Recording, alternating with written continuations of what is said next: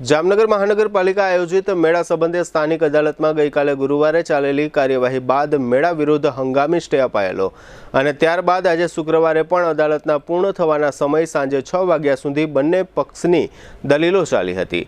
ન્યાયાધીશે બંને પક્ષની દલીલો સાંભળી આગામી સોમવાર સુધી ચુકાદો મુલતવી રાખ્યો છે, એટલે કે હવે આ ચુકાદો અદાલત સોમવારે સંભળાવશે। અત્રે ઉલ્લેખનીય છે કે હાલમાં મેળા વિરુદ્ધ અદાલતનો જે મનાઈ હુકમ છે તે ચુકાદા સુધી યથાવત રહેશે, એટલે શનિ રવિ દરમિયાન મહાનગરપાલિકા મેળાના આયોજનમાં આગળ વધી શકશે નહીં।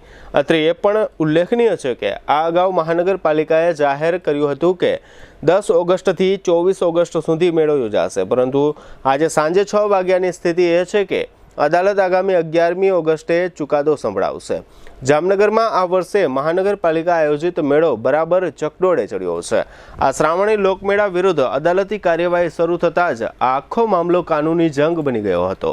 અત્રે ઉલ્લેખનીય છે કે આ લોકમેળા વિરુદ્ધ અગાઉ એક દાવો થયો હતો, જેમાં નીચલી અદાલતે દાવો રદ કર્યો હતો અને સાથે અરજદારને રૂપિયા 10,000નો દંડ કર્યો હતો। ત્યારબાદ આ આખો મામલો સેશન્સ કોર્ટમાં ગયો હતો। સેશન્સ કોર્ટે નીચલી અદાલતનો હુકમ રદ કરવાની સાથે સાથે ગઈકાલે ગુરુવારે આ મેળાના આયોજન સામે હંગામી સ્ટે આપી દીધો હતો। ગઈકાલે ગુરુવારે અદાલતમાં આ અંગેની સુનાવણી ચાલી રહી હતી, ત્યારે કેટલાક સિનિયર એડવોકેટને કોર્ટ મિત્ર તરીકે આમંત્રિત કરવામાં આવ્યા હતા। આ મુદ્દે કોર્ટ સાથે ચર્ચા ચાલી રહી હતી, ત્યારે જામનગર મહાનગરપાલિકાના આસિસ્ટન્ટ કમિશનર મુકેશ વરણવા અને મહાનગરપાલિકા વતી એક જુનિયર વકીલ હાજર રહ્યા હતા।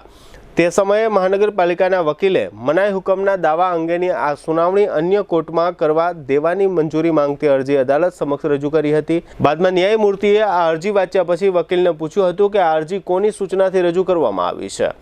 ત્યાર પછીના ઘટનાક્રમમાં અદાલતે આસિસ્ટન્ટ કમિશનર અને મેળાના ઇન્ચાર્જ મુકેશ વરણવા સહિત 3 વિરુદ્ધ અદાલતની અવમાનનાની કાર્યવાહી કરવાનો આદેશ આપતા ખળભળાટ મચી ગયો છે। અત્રે ઉલ્લેખનીય છે કે પ્રદર્શન મેદાનમાં હાલ હંગામી એસટી ડેપો કાર્યરત હોય, ભારે ગીર્દી અને અકસ્માતની સંભાવનાઓ હોવા છતાં મહાનગરપાલિકા દ્વારા અહીં જ મેળો યોજવાની જીદ રાખવામાં આવતા આ મેળો શરૂઆતથી જ વિવાદી બની ગયો છે।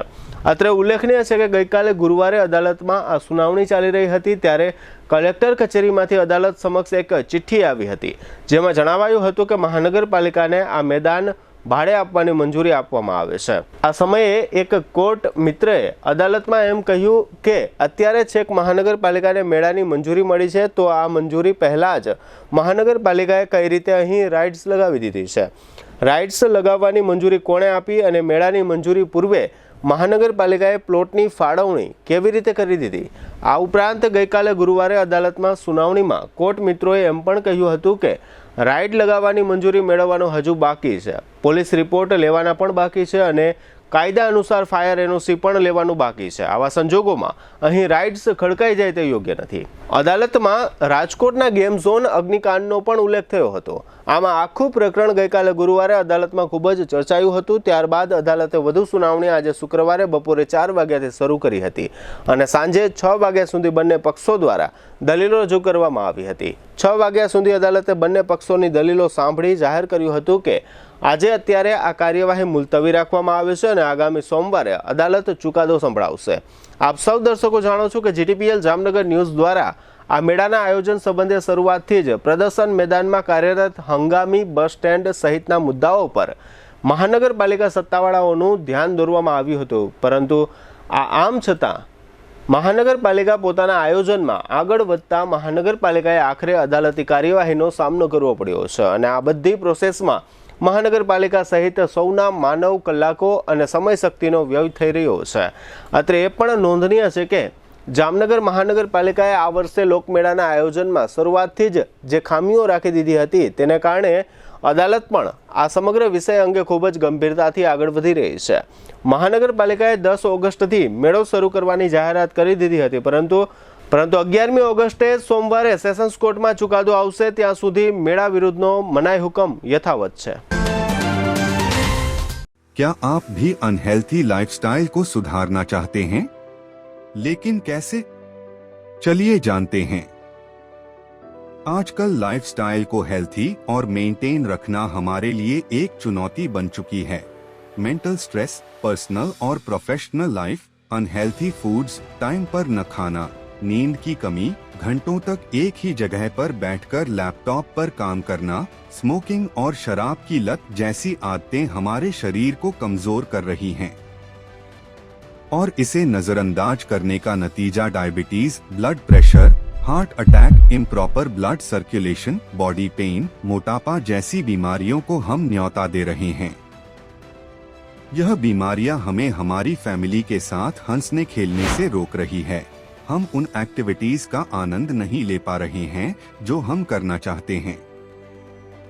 इसलिए बॉडिफाई ने आपके लिए एक ऐसे रिसर्च बेस्ड टेक्नोलॉजी का निर्माण किया है जो न कि सिर्फ बीमारियां कम करती है बल्कि हमारे बॉडी हेल्थ को भी मेंटेन रखने में मदद करती है। 5 सालों से अधिक अनुभव के साथ बॉडिफाई वेलबिंग प्राइवेट लिमिटेड ने दुनिया भर में होममेड थेरेपी प्रोडक्ट के इनोवेशन से सफलता हासिल की है। हमारे प्रोडक्ट पोर्टफोलियो में कई बॉडी पेन्स के साथ साथ लाइफस्टाइल डिसऑर्डर जैसे प्रॉब्लम्स का भी सलूशन है। टेंस EMS टेक्नोलॉजी पर आधारित भारत का पहला डिजिटल प्रोडक्ट बनाकर अपनी पहचान बनाई है, जिसने सर्टिफाइड लैबोरेटरीज IEC 60601 और IEC 60601-10 के सभी टेस्ट पास किए हैं। CDSCO द्वारा अधिकृत हम एक सर्टिफाइड मेडिकल डिवाइस मैन्युफैक्चरर हैं। अब इसे कई सारे डॉक्टर भी रिकमेंड करते हैं। बॉडिफाई के प्रोडक्ट्स में दिए गए यूनिक फीचर्स ने कस्टमर्स की प्रॉब्लम्स को सल्यूशन में बदल दिया है। क्या आप भी यह बदलाव महसूस करना चाहते हैं? तो आज ही संपर्क करें और अपने साथ साथ अपने फैमिली को भी हेल्थी रखें। इस वीडियो को देखने के लिए धन्यवाद।